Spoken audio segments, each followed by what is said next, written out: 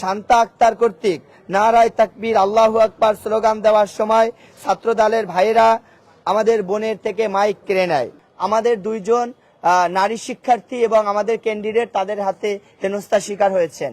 কিছুদিন আগে আমাদের শিক্ষকদেরকে হেনস্থা করা হয়েছে এবং শিক্ষকদের গায়ে হাত তোলা হয়েছে। জয়া আপুকে স্লোগান দেওয়ার সময় ধমক দেওয়া হয়। যকসু নির্বাচন আগামী 6 জানুয়ারি 2026 তারিখে বাস্তবায়ন করতে হবে। শিক্ষার্থীরা শান্তিপূর্ণ বিক্ষোভ প্রদর্শনের সময় ছাত্র দলের ভাইয়েরা ক্যাম্পাস অস্থিতিশীল করার লক্ষ্যে বহিরাগত অছাত্রদের নিয়ে এসে উস্কানিমূলক স্লোগান দিয়েছেন এবং ইনকিলাব মঞ্চের জবি শাখার সদস্য সচিব ও অদম্য জবিয়ান ঐক্য প্যানেলের কার্যনির্বাহী সদস্য পদপ্রার্থী শান্তা আক্তার কর্তৃক নারায়ে তাকবীর আল্লাহু আকবার স্লোগান দেওয়ার সময় ছাত্র দলের ভাইয়েরা আমাদের বোনের থেকে মাইক কেড়ে নেয় এবং তার সাথে অশালীন ব্যবহার করে। আমাদের আরেকজন পদপ্রার্থী নওশিন নাওয়ার জয়া আপুকে স্লোগান দেওয়ার সময় ধমক দেওয়া হয়। ছাত্রদলের ভাইদের এমন কর্মকাণ্ডের আমরা তীব্র নিন্দা জ্ঞাপন করছি। একই সাথে বিশ্ববিদ্যালয় প্রশাসনের নির্বাচন স্থগিতের সিদ্ধান্তের বিরুদ্ধে সাধারণ শিক্ষার্থীরা দলমত নির্বিশেষে প্রতিবাদ করায় সবাইকে ধন্যবাদ জানাই। উদ্ভূত পরিস্থিতিতে আমরা বিশ্ববিদ্যালয় প্রশাসনের কাছে কিছু দাবি পেশ করি। যকসু নির্বাচন আগামী 6 জানুয়ারি 2026 তারিখে বাস্তবায়ন করতে হবে। এ ব্যাপারে কোনো দুর্বলতা প্রদর্শন করা যাবে না। যকসু নির্বাচন অনুষ্ঠিত হওয়ার আগ পর্যন্ত প্রশাসন, নির্বাচন কমিশন এবং অন্য কোনো সদস্য পদত্যাগ করতে পারবে না। 3, যকসু নির্বাচন স্থগিত করা হয়েছে এ ব্যাপারে কেন স্থগিত করা হয়েছে এর ব্যাখ্যা প্রদান করতে হবে এবং যাদের প্রভাবে নির্বাচন স্থগিত করা হয়েছে তাদের নাম সহ প্রকাশ করতে হবে।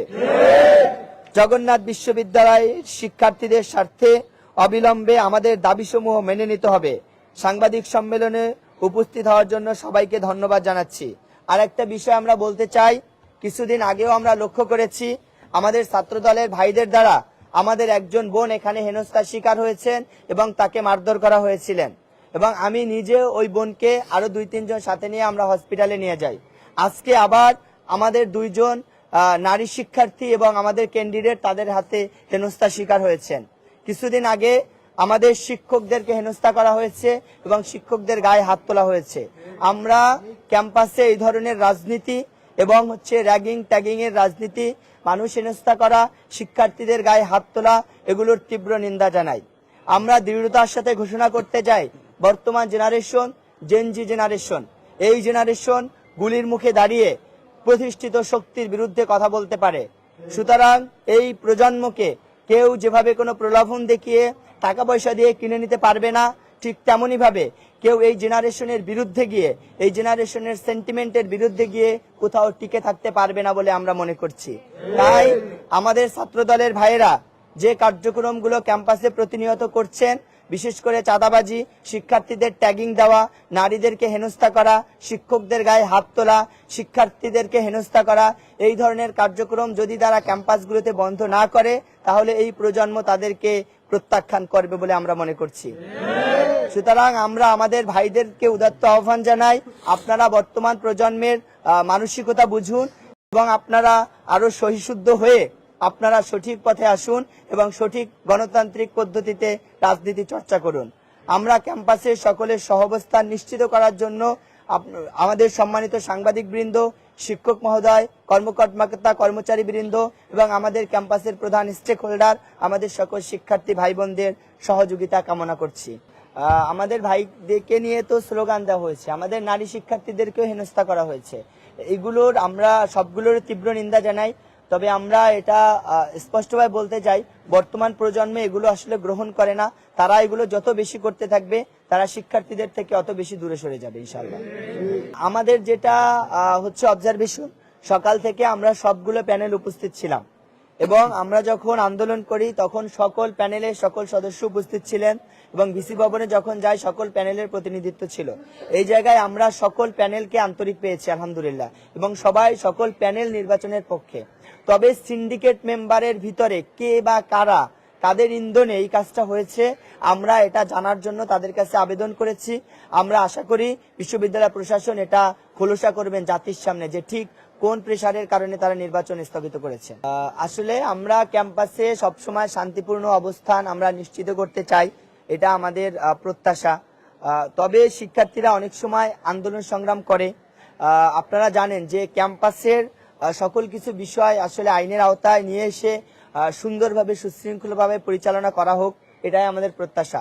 কেউ যদি কোনো অপরাধ করে, ফৌজদারি অপরাধ করে, অবশ্যই আমরা চাই তার যথাযথ শাস্তি হোক। কিছুদিন আগে আমাদের মাননীয় ভিসি মহোদয় স্যারকেও আটক করে রাখা হয়েছিল এবং ট্রেজারার ম্যামকে, মহিলা মানুষ, আটক করে রাখা হয়েছে। আমাদের প্রক্টর স্যারকে আটক করে রাখা হয়েছিল। একজন মহিলা কর্মকর্তা, তিনি অসুস্থ হয়েছিলেন, তাকেও আটক করে রাখা হয়েছিল। তো এগুলো যদি ধারাবাহিক বা নিয়মতান্ত্রিক আন্দোলন হয়ে থাকে তাহলে একটা বিষয়, আবার যদি এগুলো আপনি যেটা বলেছেন মবের সৃষ্টি হয়েছে বা এটা যদি ফৌজদারি অপরাধ হয়ে থাকে, তাহলে আমি মনে করি সকল যে ধরনের কার্যক্রম হয়েছে ক্যাম্পাসে সবগুলোই তদন্তের আওতায় নিয়ে আসা দরকার এবং এগুলোর বিচার নিশ্চিত করে কিভাবে ক্যাম্পাসের স্থিতিশীল পরিবেশ বজায় রাখা যায় এটা আমরা প্রত্যাশা করছি। ওখানে সকল প্যানেল যারা ছিল এবং আমাদের ছাত্রদলের যে সমর্থিত প্যানেল ভাইরা এটাকে সবসময় যে প্যানেলের পরিচয়টা দেন, তারা ছাত্রদল হিসেবে কখনো ট্রিট করে না। এই জায়গা থেকে কোনো মাধ্যমে এটা জানা গেছে এবং ওখানে প্যানেলের সবাই ছিল। আমরা কোনো প্যানেলকে দোষারোপ করে আমাদের ভাই বলেনি এবং আমাদের ছাত্রদলের ভাইদের যে প্যানেল আছে ওটাকে কখনোই তারা ছাত্রদলের প্যানেল হিসেবে কারোর সাথে পরিচয় দিতে আমরা দেখিনি। এক্ষেত্রে আমরা প্যানেলের সবাই উপস্থিত ছিল বলে আমরা বলছি। আমরা বিষয়টা আপনার প্যানেল এবং দল, আমরা যেভাবে সবসময় ঘোষণা করি যে ছাত্র শিবির সমর্থিত অদম্য জবিয়ান ঐক্য প্যানেল, এখানে আমার প্যানেলের সাথে শিবির জড়িত। ঠিক তেমনই ভাবে ছাত্রদলের ভাইরা আমাদের জানা মতে কোথাও তারা এটা কখনো প্রকাশ করেনি যে ছাত্রদল সমর্থিত তাদের এই প্যানেল। সারাদিন আন্দোলনের ভিতর ছিলাম, সকলগুলো ইনফরমেশন আমাদের কাছে যথাযথভাবে এখনো পৌঁছায়নি। কারণ আমরা আপনাদের যা জেনেছি অনলাইন মাধ্যমে এবং আমরা যেহেতু দীর্ঘ একটা সময় ভিসি ভবনের ভিতরে ছিলাম আলাপ আলোচনায়, এই জায়গায় বাহিরে অনেক কিছু ঘটনা ঘটেছে এবং আমাদের সামনেও অনেক কিছু ঘটেছে যেগুলো আপনাদের সামনে আমরা প্রকাশ করেছি।